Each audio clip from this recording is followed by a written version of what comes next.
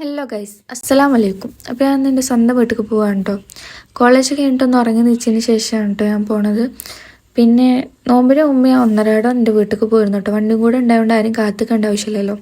പക്ഷെ ഇപ്പോൾ നോമ്പായിട്ടും ക്ലാസ് അതൊക്കെ ആയതുകൊണ്ട് ഞാൻ അങ്ങനെ പോകലില്ല. അപ്പം കുറേ ദിവസത്തിന് ശേഷം പോകുമ്പോൾ അതിൻ്റെ പൊലിവിലാണ് കേട്ടോ. പിന്നെ വൈക്കുന്ന എണ്ണക്കടി കാര്യങ്ങളൊക്കെ വാങ്ങി നേരെ വീട്ടിലേക്ക് എത്തി. വീടിൻ്റെ തൊട്ട ബാക്കിലാണ് കേട്ടോ തറവാട്. വീട്ടിലെത്തിയിട്ട് ഉള്ളിൽ കയറിയപ്പോൾ അമ്മ ജ്യൂസ് എടുക്കുന്ന പ്രിപ്പറേഷനിലാട്ടോ. അത് കഴിഞ്ഞ് ഞാൻ നേരെ തറവാട്ട് കണ്ടു പോയത്. അപ്പം മേമ മസാല ദോശയും സാമ്പാറൊക്കെ ഉണ്ടാക്കുന്നുണ്ട് കേട്ടോ. പിന്നെ ചട്ടിമക്കാരും നോക്കരുത് എന്ന് പ്രത്യേകം പറയാൻ പറഞ്ഞു കേട്ടോ. ചട്ടി നല്ല ചുരുക്കായതുകൊണ്ട്. പിന്നെ ആരെങ്കിലും ഗിവ് അവേ കൊടുക്കുന്നുണ്ടെങ്കിൽ ഒന്ന് മേമാനെ പരിഗണിക്കാൻ പറഞ്ഞിരിക്കണു. അത് കഴിഞ്ഞ് പുറത്തിറങ്ങിയപ്പോൾ നല്ല കാറ്റും മഴക്കാറും ഉണ്ടായിരുന്നു കേട്ടോ. പക്ഷെ മഴയും കാര്യങ്ങളൊന്നും പെയ്തില്ല. അത് കഴിഞ്ഞ് ഞാൻ ബാങ്ക് കൊടുക്കണം വേണ്ടി വെയിറ്റ് ചെയ്യാണ് കേട്ടോ സീറ്റോളിൽ ഇരുന്നിട്ട്. പിന്നെ ഇന്നത്തെ സ്പെഷ്യൽ ഐറ്റംസ് ജ്യൂസ് ഉണ്ട്, സർബത്ത് ഉണ്ട്. പിന്നെ ഞാൻ എൻ്റെ അമ്മയോട് പ്രത്യേകം വിളിച്ചതാണ് കേട്ടോ ചിക്കൻ സ്റ്റൂ ഉണ്ടാക്കാൻ. പിന്നെ ഈത്തപ്പഴം, ചിക്കൻ പൊരിച്ചത്, പിന്നെ ഫ്രൂട്ടായിട്ട് മാംഗോ ഉണ്ട്, പിന്നെ എണ്ണക്കടിയായിട്ട് അത്, പിന്നെ മസാല ദോശയും സാമ്പാറും. പിന്നെ ബാങ്ക് കൊടുത്തപ്പോൾ ഞങ്ങൾ നോമ്പറക്കാം കേട്ടോ.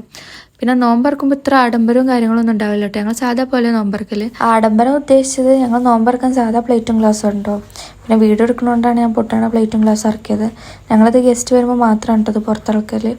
പിന്നെ ജ്യൂസ് കാര്യങ്ങളൊക്കെ കുടിച്ചു. പിന്നെ വേറെ ആരില്ല കേട്ടോ, ഞാനും ഉമ്മ അനിയനും മാത്രമേ ഉള്ളൂ. അനിയൻ ഞാൻ ഉണ്ടായതുകൊണ്ട് പള്ളിക്കൊക്കെ പോയിട്ടില്ല കേട്ടോ. പിന്നെ മാങ്ങ തീരെ ടേസ്റ്റ് ഉണ്ടായില്ല, അതാണ് എൻ്റെ ചെറിയ അങ്ങനെ. അതൊക്കെ വേണ്ടി നമ്മൾ നേരെ ഫുഡ് കഴിക്കായിരുന്നു കേട്ടോ. അപ്പം അത്രേ ഉള്ളൂ.